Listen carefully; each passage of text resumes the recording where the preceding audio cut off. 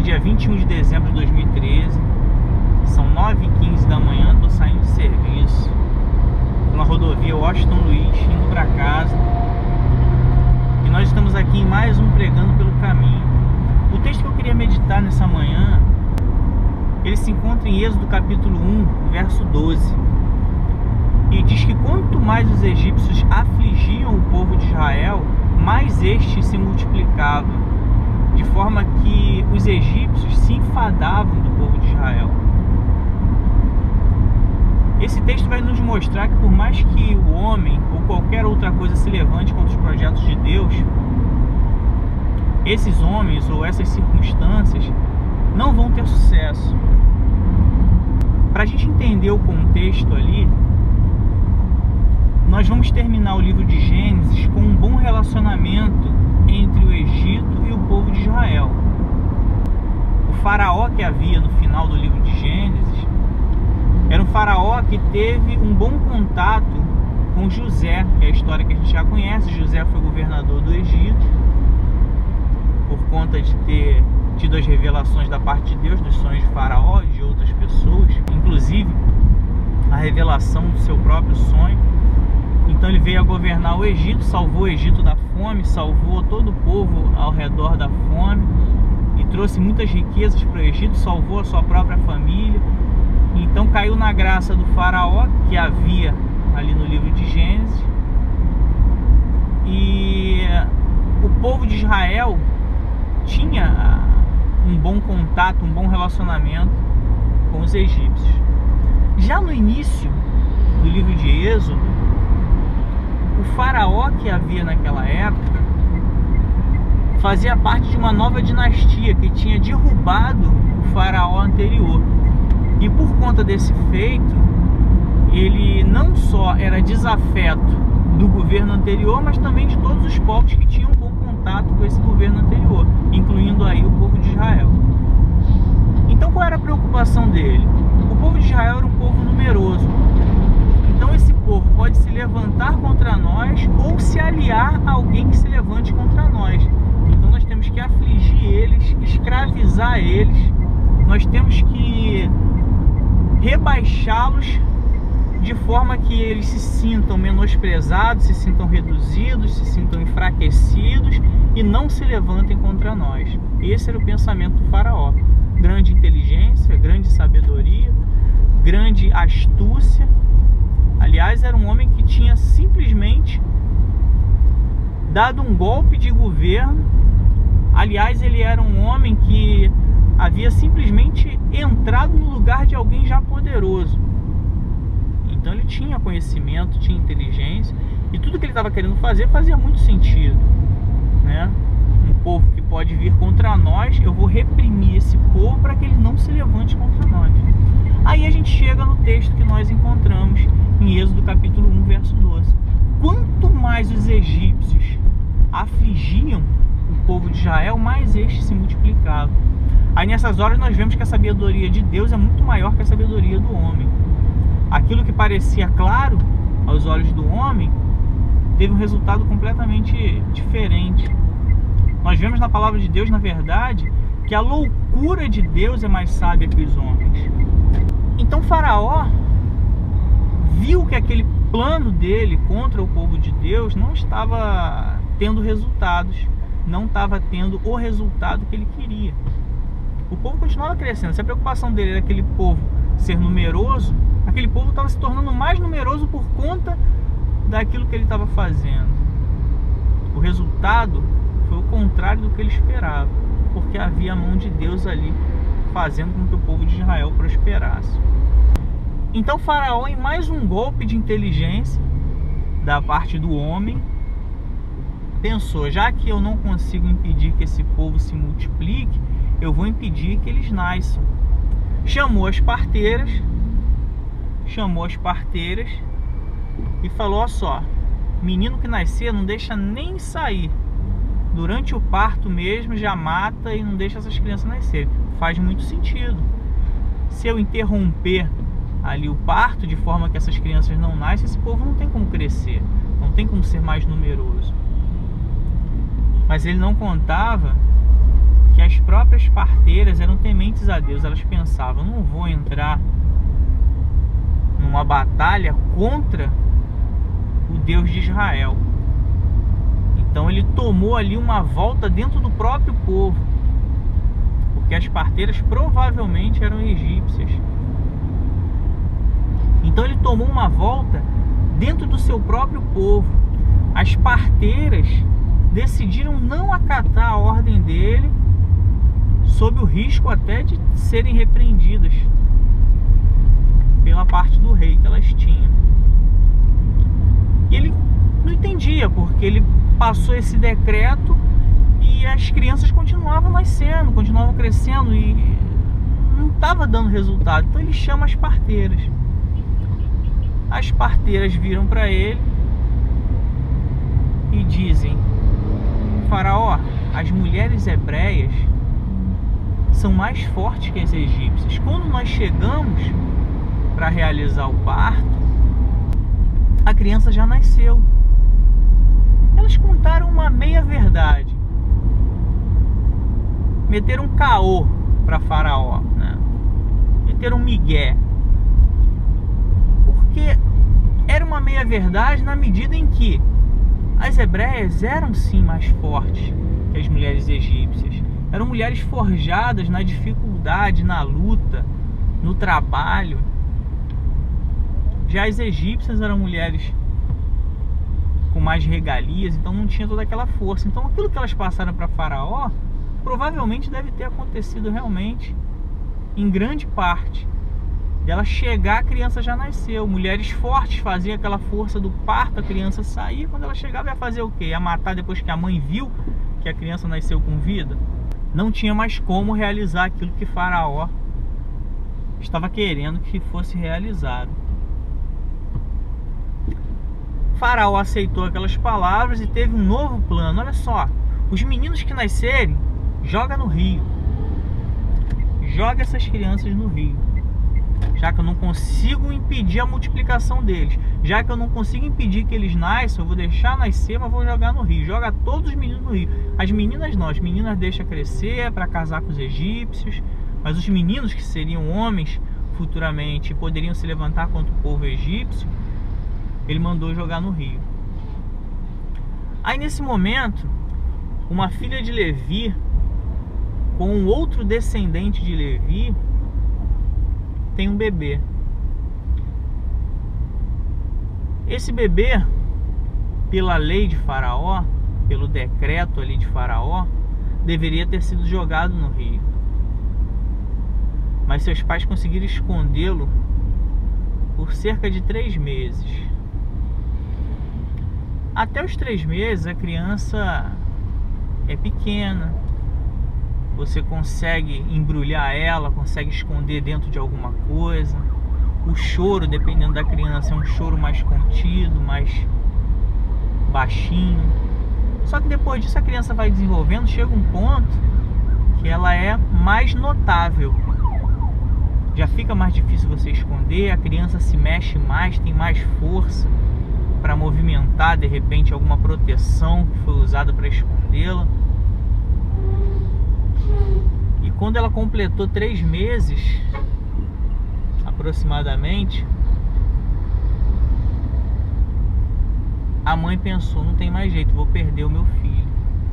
Essa criança era uma criança vistosa, era um menino bonito, era um menino em que os pais certamente se apegaram de forma profunda. E a mãe se viu numa condição em que ela não tinha mais o que fazer. Ela não tinha mais como esconder aquela criança. E ao mesmo tempo ela não queria jogar aquela criança no rio. Ela não tinha mais o que fazer. A decisão que foi tomada foi de cumprir o que o Faraó havia determinado: colocar essa criança no rio. Mas ela pensou: não vou entregar de mão beijada não. Eu vou dar um sustento a mais na vida dessa criança. Eu vou fazer o que está ao meu alcance. Por menor que seja a minha atitude, eu vou fazer alguma coisa. Então ela pegou aquele cesto onde ela colocou aquela criança, passou betume para impermeabilizar, para que aquela criança flutuasse. Então ela fez um trabalho ali de forma que aquela criança tivesse uma sobrevida maior.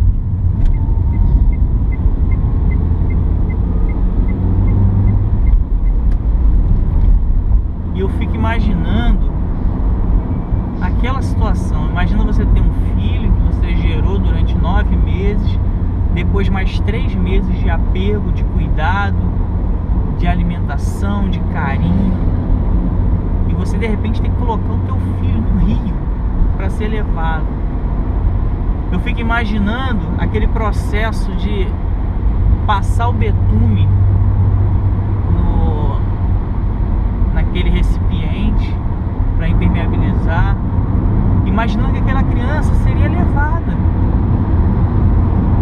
imaginando que aquilo ali ia garantir que ela vivesse mais naquele transcurso do rio, e ao mesmo tempo a confiança em Deus de que a solução viria dele. Deve ter sido um momento muito doloroso na vida daquela mãe, daquele pai. Mas eles não sabiam que o pouco que eles estavam fazendo ali definiria o futuro do povo de Israel. Conforme planejado, assim ela fez. Colocou o menino no rio, deixou que o curso do rio levasse. A irmã do menino acompanhou o trajeto, foi margeando o rio para ver onde aquele menino ia parar. O rio foi levando. Aquele menino foi parar nas mãos da filha de Faraó. Aí vem mais uma volta que Faraó toma na sua grande sabedoria. Uma volta na própria casa.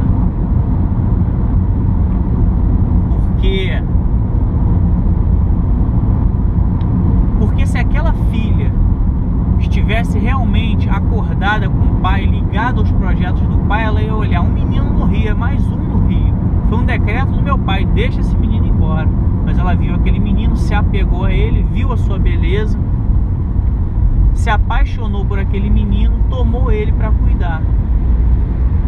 Mas ao mesmo tempo ela não tinha como cuidar daquele menino.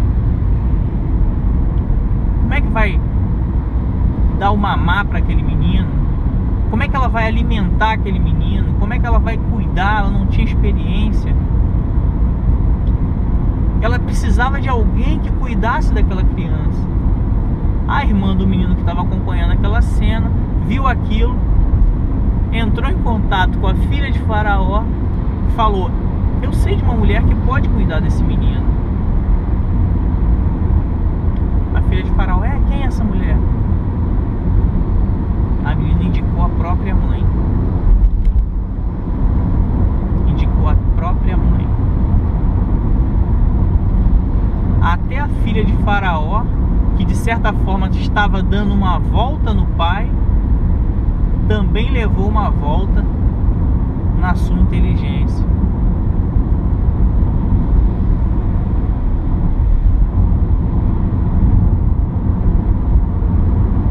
Aquela menina indicou a própria mãe.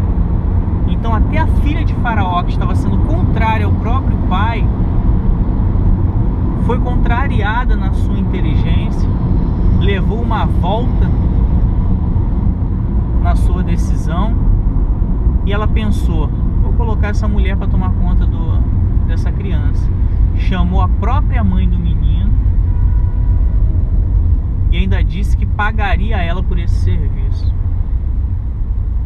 Então, por conta de uma decisão simples de tentar dar uma sobrevida maior ao seu filho, tentar dar um direcionamento na vontade de Deus, ela recebeu seu filho de volta e ainda foi paga para isso. E aquele menino que recebeu o nome de Moisés foi criado com os recursos de Faraó. O menino que libertaria o povo de Israel da opressão do Egito foi criado na casa de Faraó. Foi criado na casa do seu opressor. sem que o faraó e toda a sua casa soubesse dos planos de Deus, eles mantiveram, sustentaram, educaram aquele que se levantaria para acabar com toda aquela opressão vivida pelo povo de Israel. Desse texto, nós encontramos,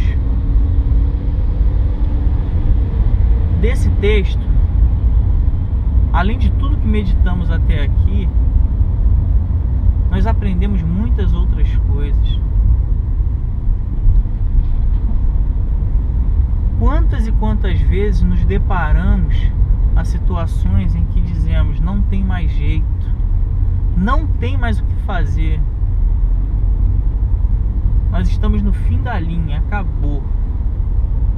Aí Deus nos mostra que mesmo diante de uma situação em que parece que não dá para fazer mais nada, dá para fazer mais alguma coisa.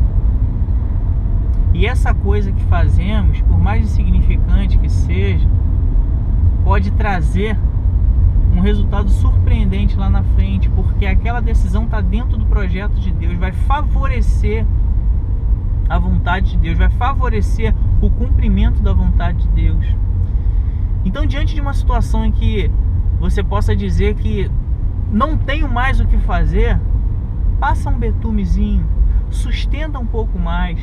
O que é você tomar uma atitude pequena diante de toda essa dificuldade que você está vivendo, diante de toda a opressão que o Egito estava realizando sobre o povo de Israel?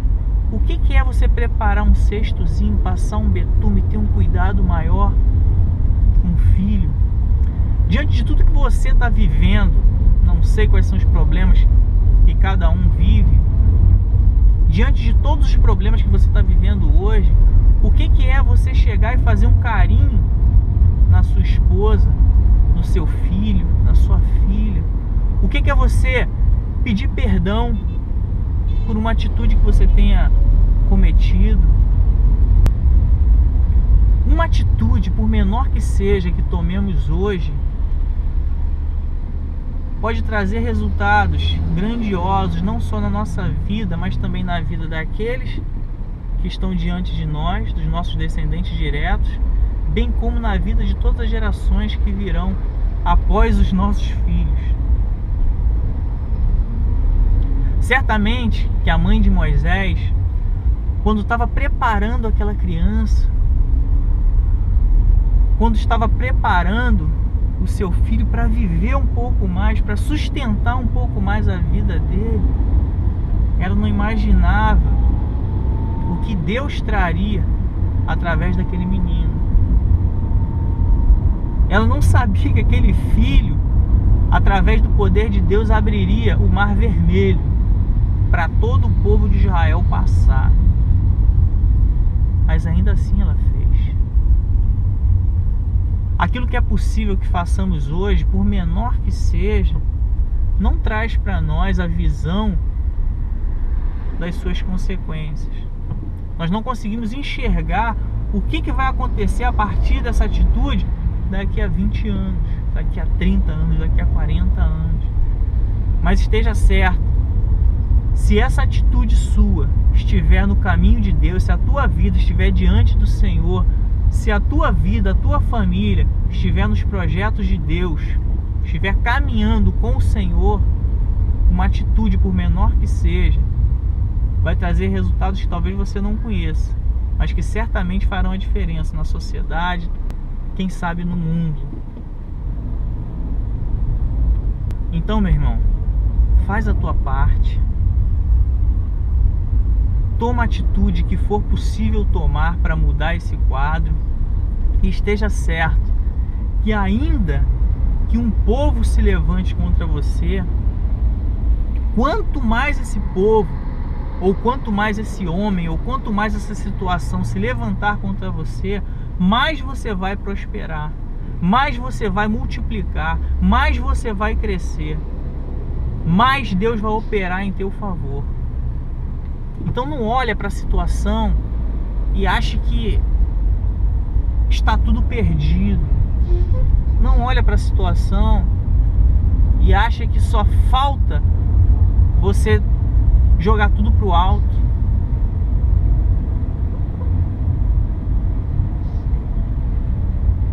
Então, meu irmão, lembra que Deus está contigo. Lembra que Deus, por amor ao seu próprio nome, há de cumprir os seus projetos na sua vida, na vida dos seus filhos. E para que isso se cumpra, basta que façamos a nossa parte. Por menor que seja o nosso gesto, a nossa parte vai ser uma grande ferramenta nas mãos de Deus para o cumprimento da sua vontade. Que tenhamos um bom dia, que Deus nos abençoe. Amém.